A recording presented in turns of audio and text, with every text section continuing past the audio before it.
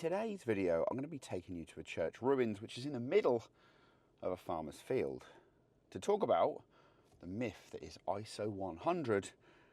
It's raining again, which seems to be the theme of my autumn. And I'm literally, when I say I'm in a field, I'm in a field.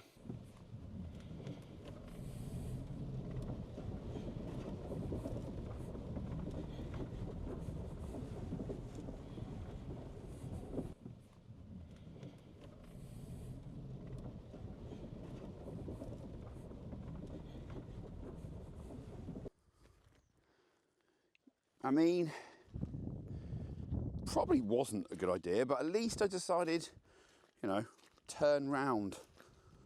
It's an absolute mud pit. Of course, the Balkans has been having horrific rains, but this area of Romania, not so much. It's actually quite far down, but there is a road, and I got basically to it.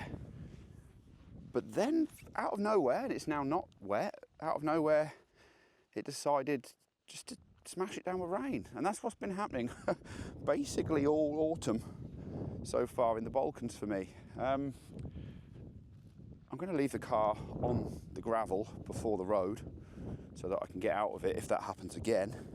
And the mud is kind of interesting because it's like really hard, I assume really hot summer. What you've then got underneath is you've basically got, the rain came down, turned the top layer into almost like quicksand, like sticky mud basically. And then of course you've got no traction on both your tyres and your feet. So not only is it difficult to drive because your tyres just get clogged up, also your feet when you get out the car to try and look at it. So I decided, let's make a move back to the main road. So it's just wasted me like 35-40 minutes getting the car back, but it's safer there and I'll hike it. And it's not that near, like I said. I'm going to have to get a bit of a move on because I'm up against it today. I've got to race all the way back to Istanbul to pick up some leads. There's also an issue with our back door with water coming in. Honestly, weird old year for weather. The world has gone crazy. If you live in this area of the world, Turkey, Balkans, you really understand global warming. In Hungary, by the way, last Sunday, so it's 8 days ago, it was 33 degrees. I had my shorts on. It was boiling, absolutely. I was sweating, thinking I've packed the wrong clothes. 2 days later, horrific weather. Wind, rain, cold, 10 degrees by the time it got to the Wednesday. So 4 days later it's dropped to 23 degrees and then the rains have come. Mad. Anyway, enough of that. I'm going to get cracking, get walking and see how long it's going to take me. I can imagine it's probably going to be a good hour hike now, but let's see.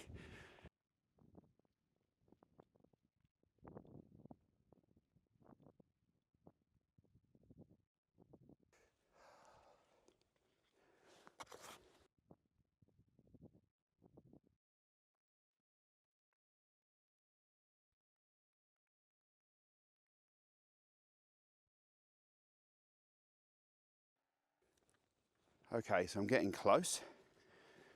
What an interesting location. I'm glad I put the car back. It's really muddy. Check this out. I literally got my hands covered in mud. And that's how sticky it is. It kind of just ends up all over everything.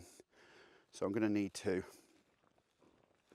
do like a proper clean, deep clean now on my camera, which is now covered in thick, juicy mud. But anyway, I'm nearly there. So let's get on to the topic of today. And that is the ISO 100 Mythbuster. Now, last weekend I was kind of in Budapest doing a kind of weekend workshop around the urban city centre of the beautiful city of Budapest. And I said to the guys at the start of the trip, don't worry about raising your ISO, get it up, boost it, 400 and so on. Because obviously, it's kind of a misconception that you constantly need to be shooting interiors and architecture ISO 100 to get the best results. I mean, you can and you do, but you don't have to. And these days, is kind of a little bit outdated. So in this episode, I'm going to be kind of going into this church ruin on an overcast day. The interior is going to be a little bit darker than obviously out here. And I'm going to sort of break that myth for you. I'm going to show you exactly what we do, give you some tips and tricks along the way, and discuss this topic. Let's get inside. I'm literally within 50 meters now.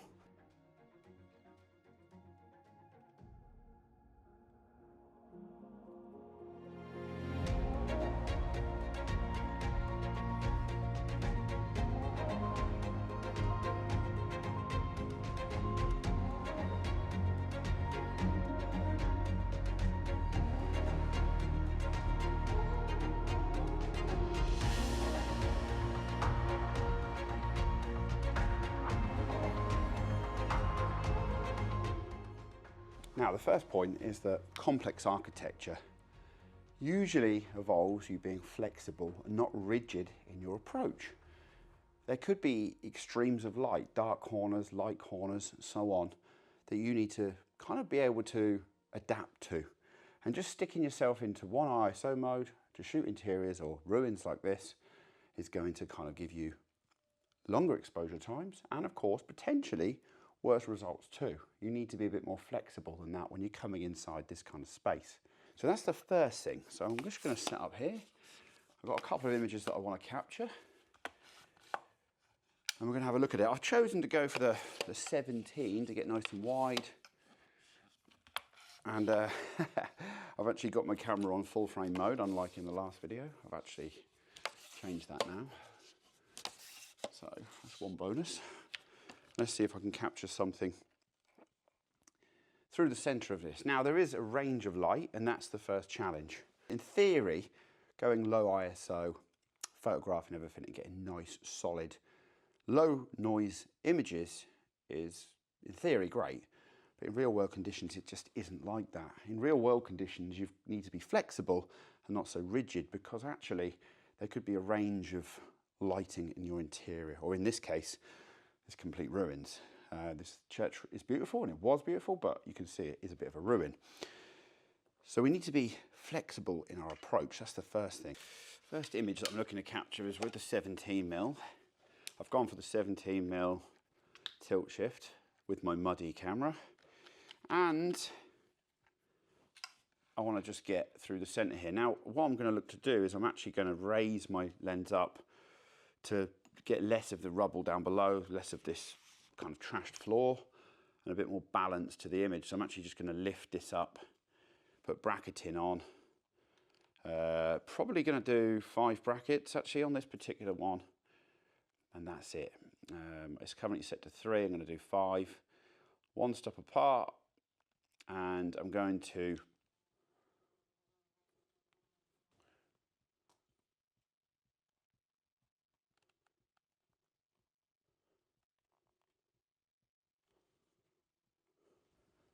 Now, when it comes to photography, and architecture photography in particular, or interior photography, it's a balancing act, a balance between aperture, shutter speed, and ISO to get a true quality image, not just a fixed ISO number that is basically locked in at a low number. It could then mean that your shutter speed is really long, and the quality of your image could actually be less quality than it would be if you kept your ISO a little bit higher and your shutter speed faster.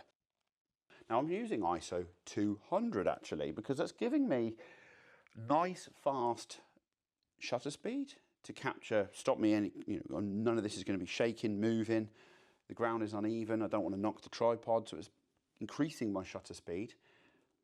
F8, ISO 200, and giving me a nice, quick range of brackets, not a slow, drawn out sort of process. So none of them here are half a second, for example.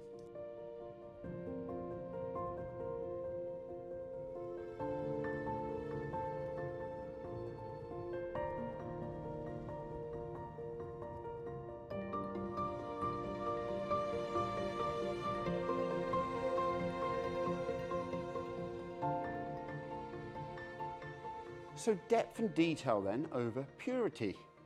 It's better to adjust our ISO for the conditions and That's exactly what I'm doing here. I'm reacting to the scene. I'm capturing something that is best for this building. Not for another one, not for a different place, for this one. And I'm adjusting to suit. Here, shooting towards the door, it's darker in the corners. I'm actually going to look to boost my ISO to 400, focus on the chaos behind your camera position, and I'm going to go for that. That's going to be perfect.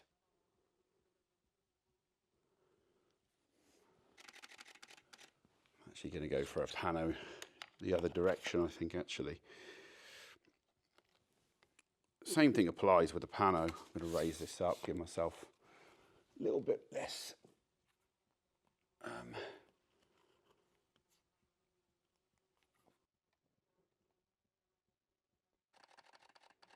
so of course, I've just seen me there captured a pano, left, middle and right, ISO 400 on each of the shots, which I'll stitch together. Now, you would say that raising the ISO is like a compromise between lifting that ISO introduces more noise into your image, but modern cameras like the R5 that I'm shooting on are really capable, and that particularly these days is seen as quite a low number for a modern camera. It's not really a big challenge for this style of camera.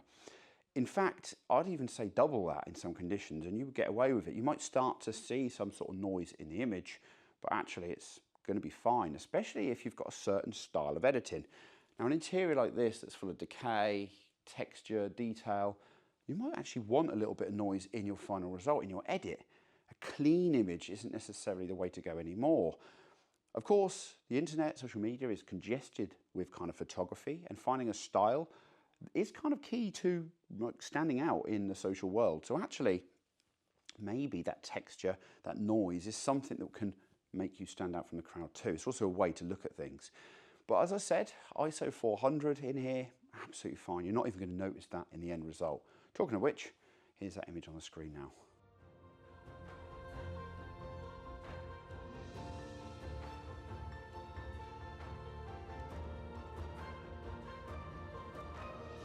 Now I'm going to look to capture a couple of upward shots in here, handheld.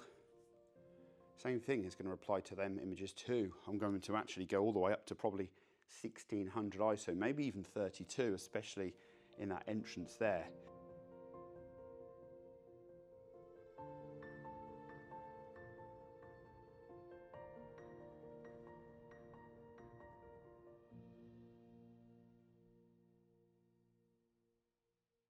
If you want to support this channel, you can do so by purchasing one of the books listed in the description below.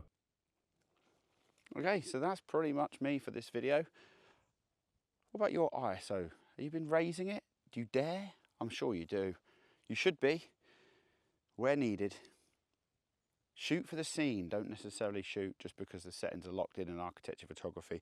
With interiors, it's really easy just to roll back, F8, F9, ISO 100, and then shutter speed determined by the scene. But you can get much better shots if you kind of fluctuate that ISO, as I said, inside there. Already the light has changed for me dramatically. We've now got a little bit of light, sun. It was downpouring earlier. I got very muddy, as you know. And that's pretty much me for today. I now have to basically get out of here, do that walk back, get in the car, go get some food. I've got to get to Bucharest airport this evening to go and fly back to Istanbul for literally less than 16 hours. So it's going to be a bit of a rush. My photography tour for Romania starts here on Saturday. Guests are arriving on Friday. It's currently Tuesday. So it's all a bit chaotic. I land back in Bucharest and then I'm going to do a little drive and maybe make you a couple more videos before that tour kicks off. So that's all for today. If you've got any comments, leave them below.